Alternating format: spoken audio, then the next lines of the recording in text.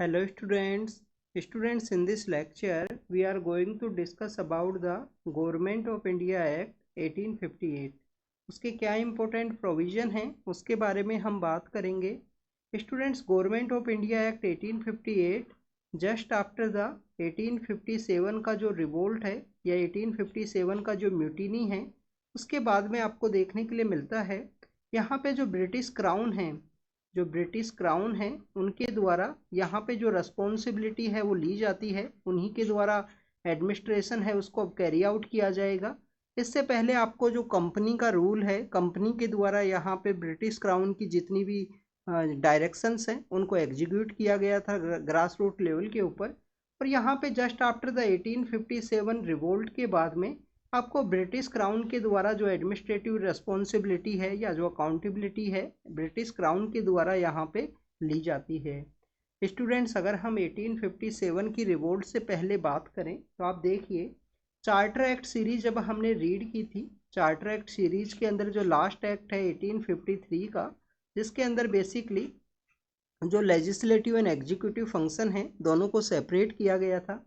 इस charter act के अंदर यहाँ पे जो कंपनी का रूल है, कंपनी का जो रूल है उसका जो टाइम पीरियड है वो नहीं बताया था। कंपनी को यहाँ पे रूल करने का टाइम दिया गया था कि रूल किया जाएगा, पर टाइम पीरियड नहीं बताया गया। वो एक क्लियर इंडिकेशन था 1857 के इस चार्टर एक्ट के अंदर कि जल्द ही यहाँ पे इंडिया के अंदर जो एडमिनिस्ट्रेटिव रिस्पॉन्सिबिलिटी है या जो वर्किंग जो रिस्पॉन्सिबिलिटी है वो जल्द ही क्राउन के द्वारा टेक ओवर की जाएगी। कि क्राउन के द्वारा जल्द ही यहाँ पे इंडिया के अंदर जो जितना भी वर्क करना है वो क्राउन के द्वारा किया जाएगा। कंपनी का रूल जल्द ही टर्मिनेट होने वाला है। स्टूडेंट्स, उसके बाद में आपको 1857 का जो रिवोल्ट है वो देखने के लिए मिलता है। अब ये देखें कि 1857 का जो म्यूटिनी है वो पहला म्यूटिनी नहीं है। अगर हम बात करें कि इससे पहले हमारे यहाँ पे म्यूटिनी नहीं हुई, तो स्टूडेंट्स आपको अलग अलग समय में अलग अलग तरीके की जो म्यूटिनीज हैं, जो वॉर हैं, वो देखने के लिए मिलती हैं। जब आर्मी अपने जो हायर अथॉरिटीज़ हैं उनके अगेंस्ट में जाके रिवोल्ट करती है, तो इससे पहले भी किए गए थे, बट 1857 का जो रिवोल्ट है वो एक लार्जर स्केल के ऊपर आपको देखने के लिए मिलता है। अगर हम कहें कि पैन इंडिया तो नहीं था, अगर आपसे इस तरीके का स्टेटमेंट बोल दिया जाएगी कि पैन इंडिया था, कि कंप्लीट इंडिया में म्यूटिनी का प्रेजेंस था, तो स्टूडेंट्स वो नहीं था। नॉर्दर्न एरियाज के अंदर में म्यूटिनी का प्रेजेंस आपको देखने के लिए मिलता है। 1857 की रिवोल्ट से पहले आपको वेल्लोर के अंदर, जो वेल्लोर नाम की जगह है, वहाँ पे 1806 के अंदर किया गया था। जो बैरकपुर नाम की एक जगह है, बैरकपुर नाम की जो जगह है वहाँ पे 1825 के अंदर आपको देखने के लिए मिलता है।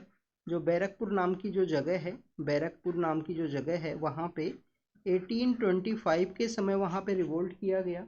इसके अलावा स्टूडेंट्स आप देखिए कि जो अफगान वॉर का जो समय है, जो अफगान वॉर का जो समय था, अफगानिस्तान के अंदर जब लड़ाई लड़ने जाते हैं तो उस समय में भी एक यूनिट के द्वारा वहाँ पे लड़ाई लड़ी जाती है against the higher authority.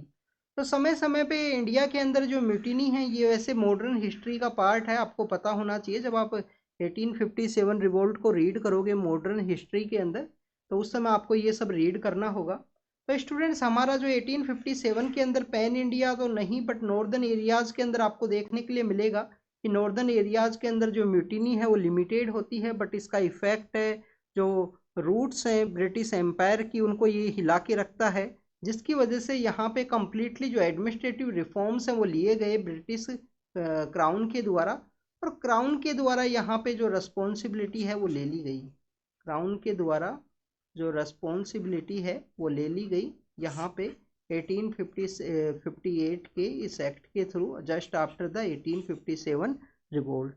Students, 1858 के इस एक्ट को act for the good government of India के रूप से भी जानते हैं कि इंडिया के अंदर जो गुड गवर्नमेंट है उसके इस्टेब्लिशमेंट के रिगार्डिंग में। और लॉर्ड पाल्मरस्टोन नाम के जो पर्सन हैं, लॉर्ड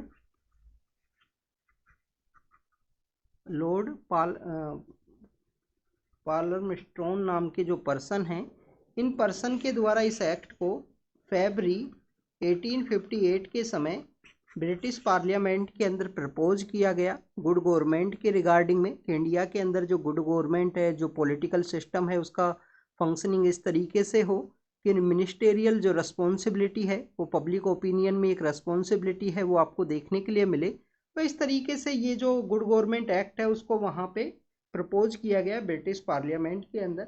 अगर हम इस एक्ट के इम्पोर्टेंट प्रोविजंस के बारे में बात करें स्टूडेंट्स कि क्या क्या जो इम्पोर्टेंट प्रोविजंस थे इस एक्ट के, तो आप देखें कि सबसे पहले कंपनी का जितना भी एडमिनिस्ट्रेशन है उसको चेंज किया जाएगा। तो आपको एडमिनिस्ट्रेशन लेवल के ऊपर आपको चेंज देखने के लिए भी मिलेगा मैक्सिमम। जैसे कि यहाँ पे जो बोर्ड ऑफ कंट्रोल हैं, जो board of control and court of directors हैं, ये दोनों डिफरेंट जो ड्यूल गवर्नमेंट का कॉन्सेप्ट कौन से एक्ट के थ्रू आया था स्टूडेंट्स? पिट्स इंडिया एक्ट के थ्रू। जो पिट्स का एक्ट आया था 1784 के समय, उस पिट्स इंडिया एक्ट के थ्रू जो ड्यूल गवर्नमेंट को इस्टेब्लिश किया गया, जो ड्यूल गवर्नमेंट है, ड्यूल गवर्नमेंट को जो इस्टेब्लिश किया गया था, इस सब को यहाँ पे रिजेक्ट किया जाएगा। यहाँ पे नई जो ऑफिस है वो क्रिएट की जाएंगी। इस court of directors and board of control की रिस्पॉन्सिबिलिटी है उसको देखने के लिए सेक्रेटरी ऑफ स्टेट नाम की सेक्रेटरी ऑफ स्टेट की एक नई जो पोस्ट है वो यहाँ पे क्रिएट की गई। सेक्रेटरी ऑफ स्टेट को बेसिकली 15 मेंबर की एक काउंसिल है वो भी दी जाएगी। 15 मेंबर्स की एक काउंसिल है। इसके काफ़ी सारे अलग अलग तरीके के जो आपको टर्म्स एंड कंडीशन हैं कि 15 मेंबर्स में से जो 8 मेंबर हैं वो वहाँ पे क्राउन के होने चाहिए, 7 मेंबर कोर्ट ऑफ डायरेक्टर्स के रूप में होने चाहिए। वो सब मॉडर्न हिस्ट्री का पार्ट है, बट आपको ये पता होना चाहिए कि जो court of directors and board of control के द्वारा जो वर्किंग किया जाता था उसको अबोलिश करते हुए यहाँ पे एक नई बॉडी क्रिएट की गई उसी काम को देखने के लिए, जिसे हम सेक्रेटरी ऑफ स्टेट के रूप से जानते हैं।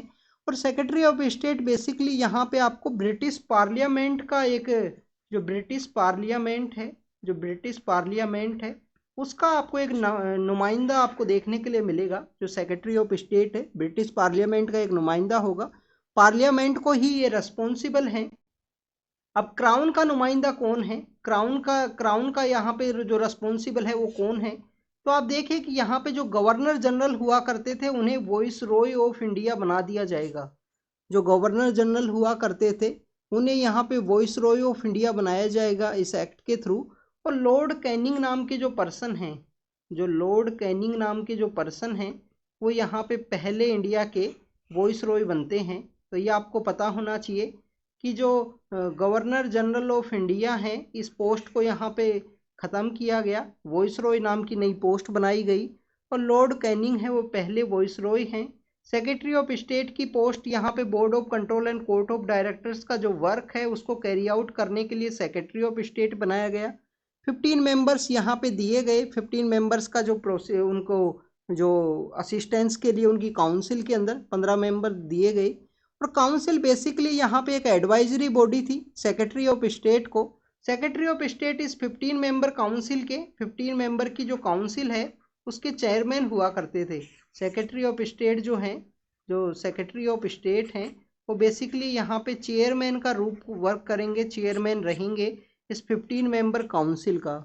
इसके अलावा स्टूडेंट्स अगर हम बात करें जो सेक्रेटरी ऑफ स्टेट को जो काउंसिल दी गई है, बॉडी जो थी वो कॉर्पोरेट किया करती थी इंडिया और इंग्लैंड दोनों ही जगह पे।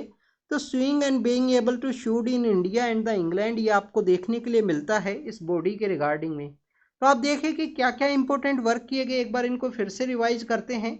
फिर से रिवाइज करेंगे कि कंपनी के द्वारा 1858 के समय जो वर्क था उसको यहाँ पे अबोलिश किया गया। कंपनी का जो काम है उसको यहाँ पे अबोलिश कर दिया गया। यहाँ पे जो रिस्पॉन्सिबिलिटी है वो क्राउन के द्वारा ले ली गई कि क्राउन के द्वारा एक्टिविटी है वो कैरी आउट की जाएंगी। यहाँ पे पार्लियामेंट का जो नुमाइंदा है उसे हम सेक्रेटरी ऑफ स्टेट के रूप से जानते हैं। 15 मेंबर की जो काउंसिल दे दी गई इनको काउंसिल ऑफ इंडिया के रूप से उसको जानते हैं, जो इनको असिस्ट किया करती थी, सेक्रेटरी हुआ करते थे। एडवाइजरी बॉडी है ये 15 मेंबर्स की जो काउंसिल है एडवाइजरी बॉडी है। इसके चेयरमैन होंगे सेक्रेटरी ऑफ स्टेट। क्राउन का जो रिस्पॉन्सिबल है, क्राउन का जो यहाँ पे नुमाइंदा है वो आपको वॉइस रॉय देखने के लिए मिलेगा। वॉइस रॉय बेसिकली यहाँ पे क्राउन को रिस्पॉन्सिबल पर्सन है उसको अपॉइंट किया गया। लॉर्ड कैनिंग नाम के जो पर्सन है पहले वॉइस रॉय हैं। इसके अलावा स्टूडेंट्स जो यहाँ पे ड्यूल गवर्नमेंट का जो कॉन्सेप्ट चला करता था जो court of directors board of control उसको अबोलिश किया गया है, जो पिट्स इंडिया एक्ट के थ्रू आया था। और ये जो काउंसिल है, काउंसिल ऑफ इंडिया, ये बेसिकली जो सेक्रेटरी ऑफ स्टेट को असिस्ट करेगी। ये कॉरपोरेट बॉडी है, इंडिया और इंग्लैंड दोनों ही जगह वर्क करने के लिए। तो यहाँ पे जितना भी एडमिनिस्ट्रेटिव रिफॉर्म्स है उसको यहाँ पे चेंज किया गया इस 1858 एक्ट के थ्रू। तो student, this is all about the 1858, जिसको कि गुड गवर्नमेंट एक्ट के रूप से भी जानते हैं कि इंडिया के अंदर गुड गवर्नमेंट का इस्टेब्लिशमेंट करना है। Thank you students, thank you very much.